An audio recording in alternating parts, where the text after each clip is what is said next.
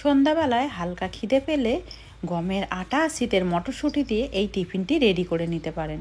যেমনই মুচমুচে হয় তেমন কিন্তু চা অথবা কফি টমেটো কেচাপের সঙ্গে বেশ দারুণ লাগবে।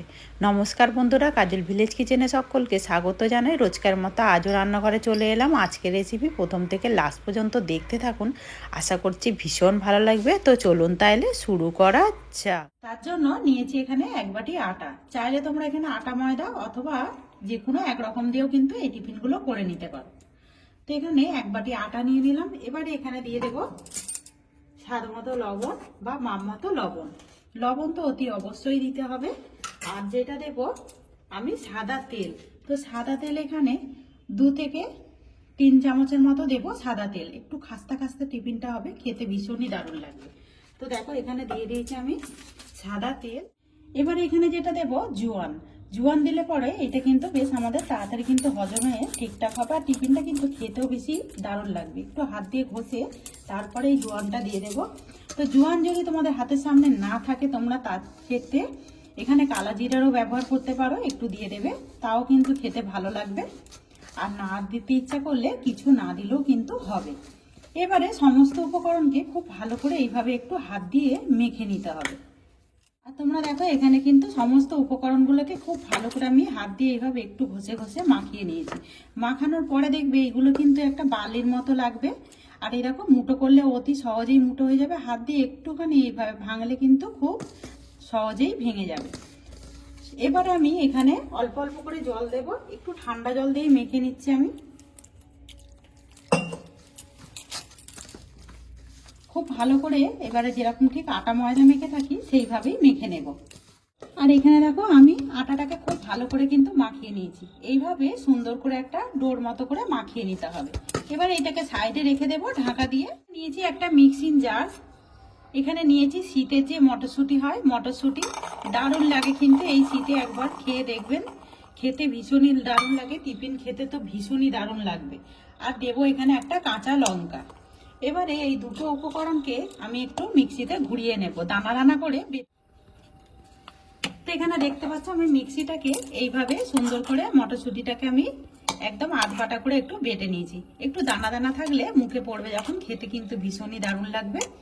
অপর দিকে দেখো কড়া একটা গরম হতে বসিয়ে দিয়েছি। কড়ার মধ্যে দিয়ে দেবো আমি 2 চামচের মতো সাদা তেল। তো ছোট যে চামচ হয় সেই চামচেরই দিয়ে দেবো সাদা তেল। দেখো দিয়ে দিলাম সাদা তেল। এখানে দেখো সাদা তেলটা কিন্তু বেশ গরম হয়ে গেছে। গরম হয়ে যাওয়ার পরে এখানে গোটা জিরে নিয়েছি, দিয়ে দেবো ফোড়নে গোটা জিরে। জিরেটা দিলে পরে টেস্টটা কিন্তু দারুণ আছে। আর তোমাদের আমি বলছিলাম না, এর মধ্যে আদা না দিয়ে আদাটাকে একটু অন্যভাবে দিলে পরে খেতে কিন্তু আরো বেশি দারুণ লাগবে। এই দেখো এখানে আমি গ্রেট করে নিয়েছি, দিয়ে দেবো গ্রেট করা আদা। এবারে দুটো উপকরণকে খুব ভালো করে একটু ভেজে নেব। আর এই সময় গ্যাসটাকে একটু আস্তে রাখবো। এখানে দেখো আদা আর জিরেটা কিন্তু ফোড়ন খুব সুন্দরভাবে ভাজা হয়ে গেছে। সামান্য একটু জল দিয়ে দেবো যাতে করে মশলাগুলো না পুড়ে যায়।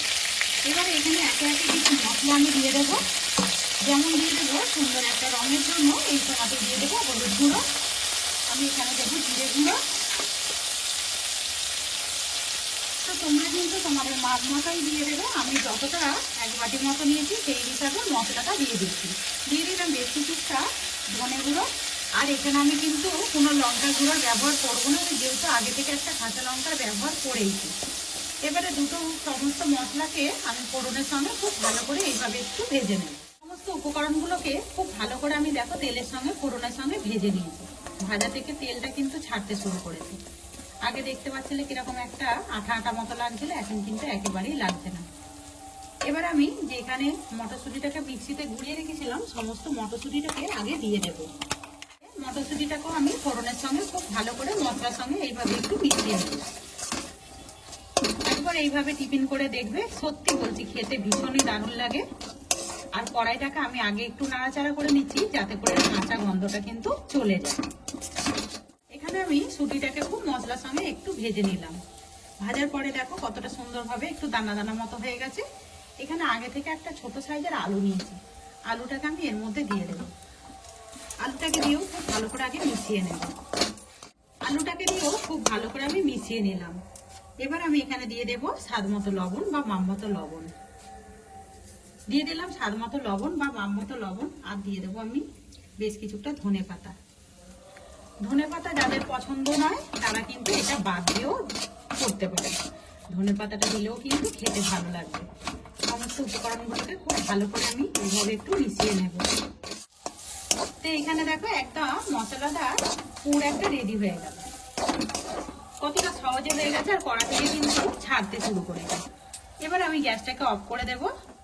এদিকে আটাটাকে যে মাখিয়ে রেখেছিলাম, এবার ঢাকাটা খুলে নিলাম আর একটু মাখিয়ে নেব।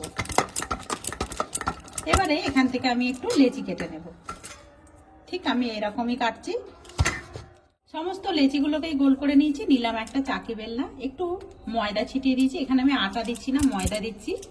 এবারে এইটাকে আমি একটু রুটির মতো করে গোল করে আগে বেলে নেব।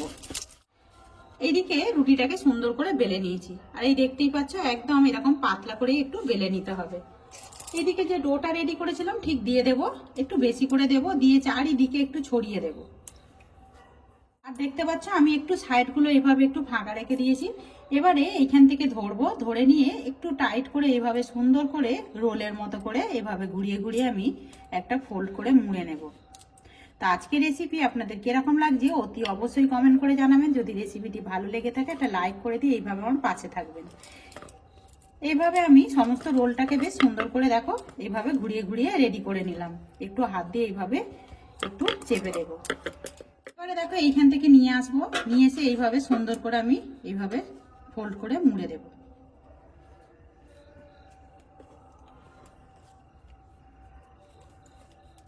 হাত দিয়ে এইভাবে একটু পেস্ট করে দেব। আর এইদিকে দেখো একটা টিফিন কিন্তু আমাদের রেডি হয়ে গেল। কতটা সুন্দর হয়েছে দেখো, দেখতে যেমন সুন্দর হয়েছে এগুলো খেতে কিন্তু ভীষণই দারুণ লাগে। সন্ধ্যায় একদম কচুরি বা যে সিঙ্গারা খাই সেরকমই কিন্তু স্বাদ লাগবে, একটু অন্য ধরনের লাগবে, খেতে কিন্তু ভীষণই দারুণ লাগবে। আর কোনো খাটাখাটি ঝামেলা ছাড়াই দেখো কতটা সুন্দরভাবে একটা টিফিন রেডি হয়ে যায়। সমস্ত টিফিনগুলোকেই সুন্দর করে গড়ে নিয়েছি। আর এই দেখো দেখতে কতটা সুন্দর হয়, কোনো রকম ঝামেলা ছাড়াই কিন্তু এরকম চটজলদি সন্ধ্যাবেলা আমরা চা অথবা কফি কিংবা টমেটো কেচাপের সঙ্গে খেতে পারি। অপরদিকে দেখো সাদা তেল কিন্তু গরম হতে বসিয়ে দিয়েছি। একে একে এরকম সাদা তেলের মধ্যে দিয়ে দেবো। আর এই সময় আমি গ্যাসটাকে একটু আস্তে রেখেছি যাতে করে খাস্তা মুচমুচে হয় টিফিনগুলো। একসঙ্গে অনেকগুলো বেশ ভাজাও যায়। এবারে ওপর থেকে একটু তেল দিয়ে দেব। দেখতে পাচ্ছ এখানে কিন্তু টিফিনগুলো হয়ে গেছে, আর কতটা লেয়ার যুক্ত হয়েছে সেটা কিন্তু দেখতেই পাচ্ছ। যেমনই কিন্তু মুচমুচে হয় বলেই যে সিঙ্গারা কচুরি থেকেও কিন্তু কম যায় না। আর শীতে এখন প্রচুর মটরশুঁটি, যদি আমরা এইভাবে একটু টিফিন রেডি করি তাহলে কিন্তু সন্ধ্যাটা একেবারেই জমে যায়। সমস্ত টিফিনগুলোকেই আমি একটা প্লেটের মধ্যে তুলে নিলাম, আর বাদ বাকি যেগুলো আছে একইভাবে সুন্দর করে ওই ভেজে ফিরে আসছে। আর দেখতে পাচ্ছ সমস্ত টিফিনগুলোকে কিন্তু ভেজে নিয়ে ফিরে এলাম। আর দেখো কতটা সুন্দর দেখতে হয়েছে আর কতটা মুচমুচে হয়েছে সেটা কিন্তু দেখতেই পাচ্ছ। পুড়ে ঠাসা এই টিফিন খেতে ভীষণই দারুণ লাগে। গরম গরম এরকম যদি সন্ধ্যার টিফিনটা হয় একেবারেই জমে যায়। সঙ্গে নিয়েছি টমেটো কেচাপ, এইভাবে একটু চুবিয়ে নিয়ে যদি খাওয়া যায় তাহলে কিন্তু ভীষণই দারুণ লাগবে। তো আজকের রেসিপি আপনাদের কিরকম লাগলো অতি অবশ্যই কমেন্ট করে জানাবেন। যদি ভালো লেগে থাকে একটা লাইক করে দিয়ে এইভাবে আমার পাশে থাকবেন, আমাকে সাপোর্ট করবেন। আমার এরকম নিত্য নতুন রান্নার জন্য পাশে থাকা বেল আইকনটি প্রেস করবেন। সবাই ভালো থাকবেন, সুস্থ থাকবেন। ধন্যবাদ। আবারও কোনো নতুন রেসিপি নিয়ে ফিরে আসবো। আজকের মতো এই পর্যন্ত।